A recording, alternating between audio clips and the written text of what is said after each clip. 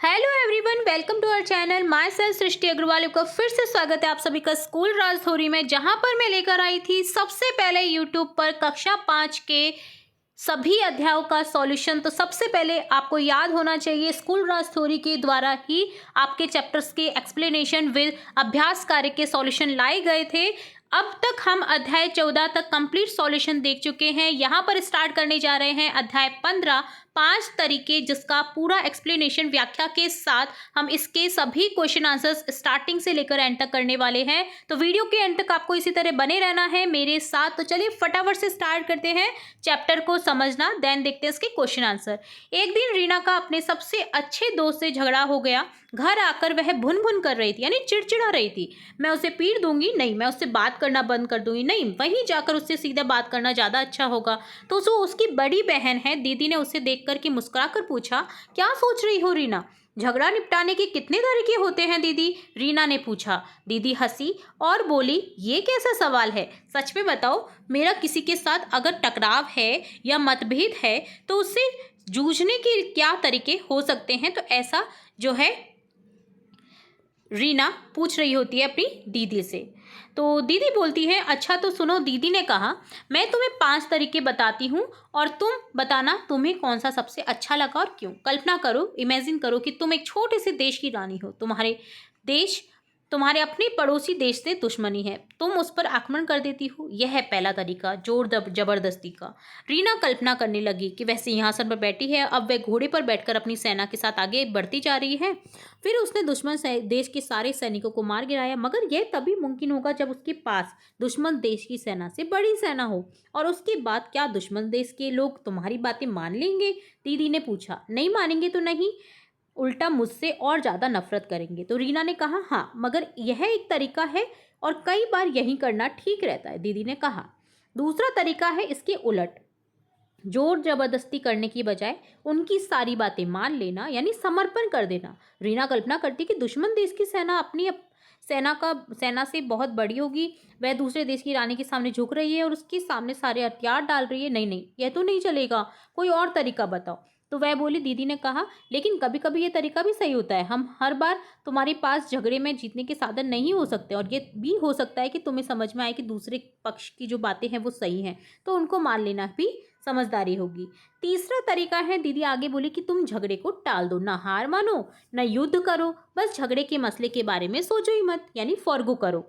रीना सोचने लगी कि पड़ोसी देश की रानी उसके बारे में बुरा भला कह रही है, मगर वह खुद इसके बारे में कोई बात नहीं कर रही, दूसरी रानी की बातें अनदेखी और अनसुनी कर रही है। कई बार ऐसा करना सबसे अच्छा ऑप्शन है, विकल्प है, क्योंकि जोर जबरदस्ती ना करें और अपने सैनिकों की जान भी ऐसी क्यों गंवा दें, वे भी किसी के बच्चे हैं। दीदी ने कहा। दीदी ने ये तीसरा जो तरीका बताया ना, मुझे तो अभी तक अच्छा लगा तीनों तरीके में। अब चौथा तरीका बताती है दीदी, समझौते का। थोड़ी उनकी बात मान लो और थोड़ी अपनी बात मान लो। अच्छा तो सुनो, दीदी ने कहा, मैं तुम्हें 5 तरीके बताती हूँ, ठीक है? तो दीदी ऐसा बोल रही थी उसे, तो इस तरह से वो कल्पना करते हुए आगे बढ़ी और चौथा तरीका वो बताने लगी कि थोड़ा अपना मानो थोड़ा उनका मानो। तो रीना कल्पना करने लगती है कि दोनों रानियां बैठकर भाव-ताव कर रही हैं। जब दोनों को लगा कि उन्हें कुछ अच्छा मिल रहा है तो समझौता हो गया। दोनों रानियां बहुत खुश नहीं हैं, मगर ये युद्ध अपने अपने सैनिकों को मरते देखने से तो अच्छा ही है। जब दोनों पक्ष बराबर ताकत वाले होते हैं तो कोई भी जबरदस्ती करके जीत नहीं सकता, तब सबसे अच्छा रास्ता समझौता का ही होता है। पांचवा सबसे मीठा और बढ़िया तरीका संवाद का है। दीदी बोली कि संवाद का तरीका सबसे अच्छा है, जो कि 5वां तरीका है, मैं बता रही हूँ। इससे तुम दोनों एक दूसरे को समझते हो, दोनों पक्षों में कौन सी बातें सही हैं उन पर सोचते हो। रीना कल्पना करने लगी कि वह और दूसरी रानी बैठकर लंबी बातें कर रहे हैं, दोनों एक दूसरे के नजरिए को समझने की कोशिश कर रहे हैं, प्यार से दूसरे को अपनी बातें समझा रहे हैं, मिलकर एक नई समझ बना रहे हैं।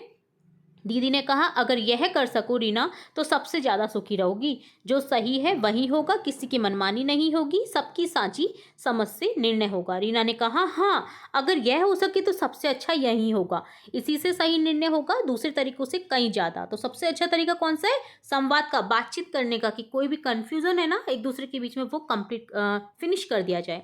वह सोचने लगी कि दोनों रानियां दोस्त बन गई हैं, वे साथ में घूम रही हैं, प्रजा खुशहाल जीवन बिता रही है। फिर वह सोचने लगी कि मैं अपने दोस्तों के साथ संवाद कैसे करूं। ये लिखा गया है अमन मदान के द्वारा। पूरा चैप्टर जो है जिसमें 5 संवाद आपको बताए गए हैं कि कौन कौन से तरीके से आप अपनी बात को रख सकते हैं, झगड़े के जो तरीके हैं उन्हें निपटारा कर सकते हैं बिना लड़े। ठीक है, तो बहुत अच्छी चीज़ यहाँ पर इस चैप्टर के थ्रू सिखाई गई है। अब देखते हैं क्वेश्चन आंसर्स इस चैप्टर में आए हुए। सबसे पहले है आओ बात करें, जिसमें 3 प्रश्न हैं। बारी बारी से हम प्रत्येक प्रश्न का आंसर देखेंगे। रीना को झगड़ा निपटाने के लिए 5 तरीकों में से कौन सा तरीका सबसे बेस्ट लगा और क्यों? संवाद का तरीका सबसे अच्छा लगा, क्योंकि इससे सही निर्णय होता है, किसी की मनमानी नहीं होती, सबकी साझी समझ से निर्णय होता है, जिससे दोनों दोस्त खुशहाल जीवन बिता सकते हैं। पहले और तीसरे तरीके में क्या अंतर है, आपको क्या समझ आया? तो पहले में क्या हो रहा है, जोर जबरदस्ती हो रहा है। तीसरे है लड़ाई को अनदेखा टालना हो रहा है। तो पहला तरीका तो है जोर जबरदस्ती युद्ध का, जिसमें एक पक्ष जीतता है, दूसरा हारता है और जान माल का नुकसान होता है। तीसरा तरीका झगड़े को टाल देना या अनदेखी करना है, जिसमें ना हार मानी जाती है ना युद्ध, बस मसले के बारे में सोचा ही नहीं जाता। तो समझ में आया कि पहला तरीका आक्रामक है, जबकि तीसरा तरीका निष्क्रिय है। तीसरा प्रश्न है आपका मित्रों से किन किन बातों को लेकर के झगड़ा होता है, आप उन झगड़ों को कैसे सुलझाते हो? तो ये एक व्यक्तिगत प्रश्न है, आप अपने अकॉर्डिंग आंसर दे सकते हैं।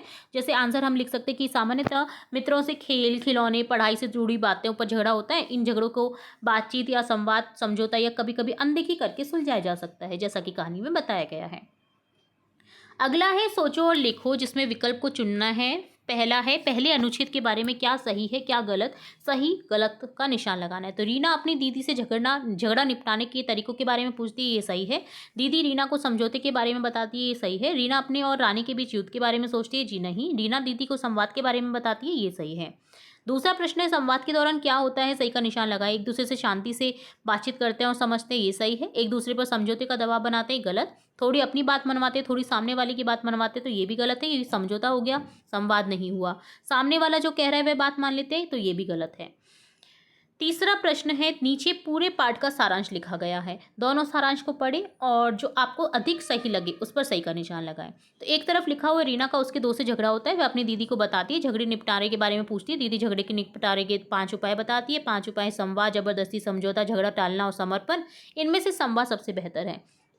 संवाद के माध्यम से हम एक दूसरे को शांति से सुनते हैं और नजरिए को समझने का प्रयास करते हैं। और दूसरा यहाँ पर दे रखा है सारांश कि यह पाठ झगड़े सुलझाने पर आधारित है, जहाँ झगड़े को सुलझाने के लिए संवाद को सबसे अच्छा तरीका बताया। इसके अलावा भी झगड़े सुलझाने के 4 अन्य उपाय बताए गए हैं। ये उपाय रीना की दीदी बता रही है। इस बात को पढ़ने के बाद आपस में झगड़े कैसे सुलझाए जा सकते हैं ये पता चलता है। तो मुझे पहला जो इसका सारांश है वो सही लगा, बिल्कुल सही माध्यम से लिखा गया है। तो यहाँ पर मेरे अकॉर्डिंग यहाँ पर पहले वाले पे मैंने टिक किया है। अगर आपको दूसरा तरीका अच्छा लगता है इसका सारांश लिखने का, तो वो भी आप टिक कर सकते हैं। अगला है चौथा प्रश्न, जिसमें कुछ घटनाएं और उनके साथ संभावित स्थितियां यहाँ पर दी जा रही हैं। इस घटना के बाद आप कौन सा उपाय चुनेंगे और क्यों? निर्धारित स्थान पर चुनिए। आप एक से अधिक उपाय भी चुन सकते हैं। तो घटना है सबसे पहले, किसी ने गुस्से से आपके बारे में गलत बोला, तब आप क्या करेंगे? तो या तो उसकी शिकायत अपने शिक्षक से करेंगे, उसकी शिकायत अपने माता पिता से करेंगे, उसकी शिकायत अपने माता पिता से, उसके माता पिता से करेंगे, और या फिर आप पूछेंगे कि उसने आपको गलत क्यों बोला। तो मैं चौथा तरीका अपनाना चाहूँगी कि मुझे उसने गलत क्यों बोला। ठीक है, आपके अकॉर्डिंग कोई अन्य तरीका हो तो वो भी आप यहाँ पर लिख सकते हैं। इसी तरह से घटना 2 है कि आप कबड्डी खेल रहे थे, इस दौरान आपको हल्की चोट लग गई।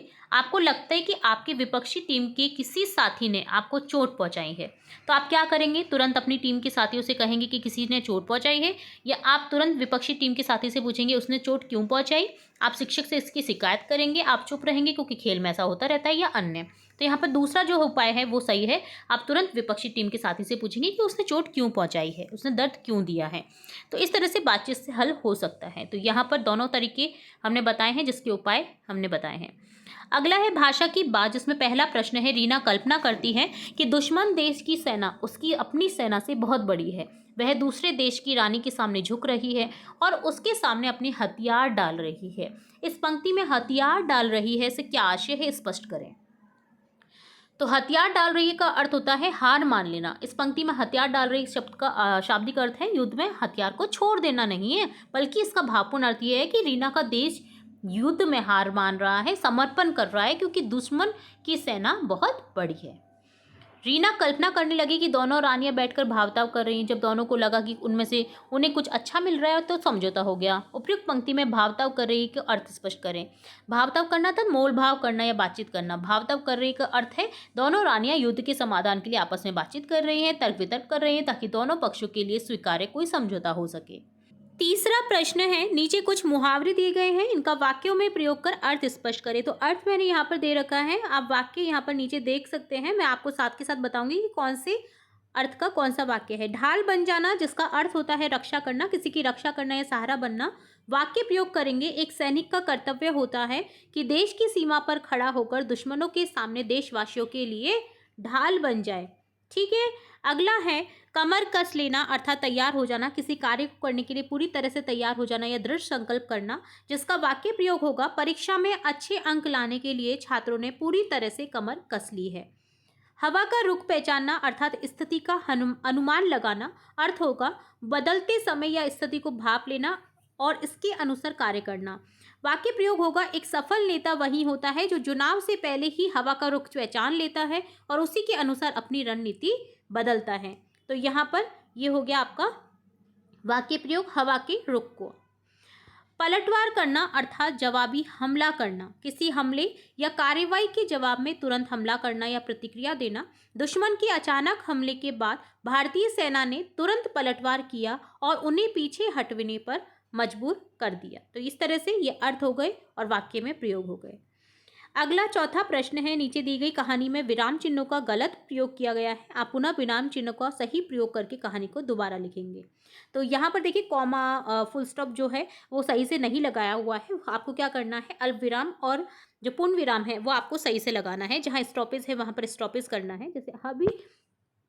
जैसे इसे करेक्ट वे में पढ़ेंगे। अमित और रवि अच्छे दोस्त थे, पूर्ण विराम, लेकिन एक दिन खेल के दौरान दोनों के बीच झगड़ा हो गया, पूर्ण विराम। झगड़ा इस बात पर शुरू हुआ कि क्रिकेट खेलते समय रवि ने अमित को आउट दे दिया, अल्प विराम, लेकिन अमित ने इसे गलत करार दिया, पूर्ण विराम। पहले बहस हुई, अल्प विराम, फिर दोनों ने एक दूसरे को धक्का दिया जिससे रवि गिर गया और उसकी कोहनी छिल गई, पूर्ण विराम।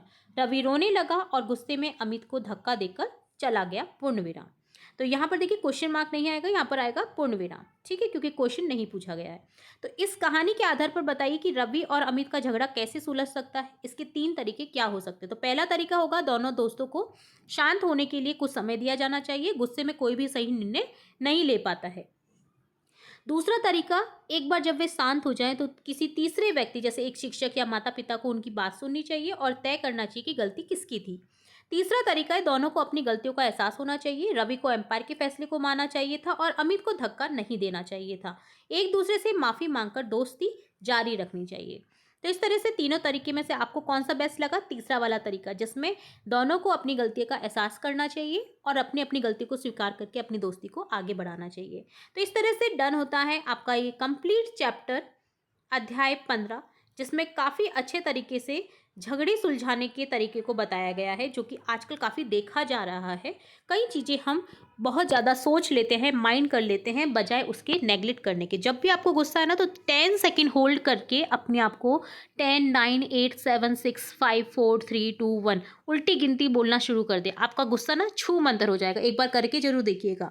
तो कैसा लगा आपको ये वीडियो जरूर से बताइएगा कमेंट बॉक्स में। अगर वीडियो पसंद आता है तो वीडियो को लाइक करिएगा, चैनल को सब्सक्राइब करिएगा, बेल आइकन पर क्लिक करना बिल्कुल नहीं भूलिएगा, ताकि मैं नेक्स्ट अध्याय जब भी अपलोड करूँ तो तुरंत से नोटिफिकेशन के थ्रू आपको मिल सके। फिर मिलेंगे नए वीडियो के साथ, तब तक के लिए धन्यवाद।